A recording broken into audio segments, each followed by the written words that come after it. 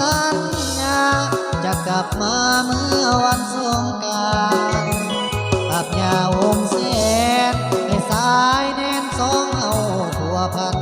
บ่เคยจะคิดลืมวันต้องเสกมานเมืองอัตตปือ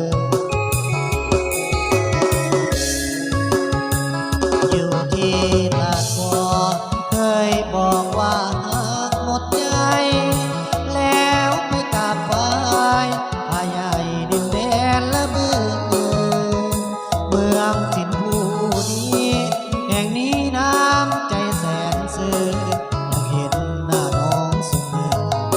สามคือกำก้อยน้อยใจ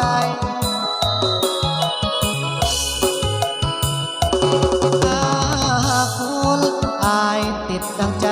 ไฟฝันจะคืนกับเพื่อนมาพบกันกับน้องข้างใหม่คิดฮอดแม่ปรองให้รอก่อนเยอะสามวัยอายและน้องเสียงกายสุขเสื่องฝากไว้กับสาวละเว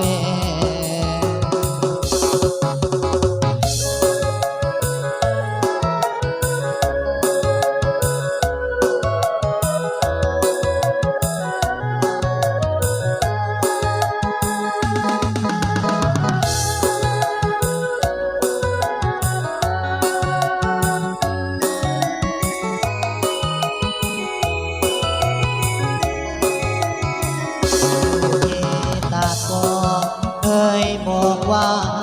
หมดใจแล้วไปกราบไหว้พระใหญ่ดินแดนละเบือเมืองถิ่นผู้ดีแห่งนี้น้ำใจแสนซื่อยังเห็นหน้าน้องเสมอสามคือกำก้อยน้อยใจหน้าคุณอายสิบดังใจไฟฝันจะคืนกับเพื่อนมาพบกันกับน้องข้างใหม่คิดฮอดแม่ปรองให้รอก่อน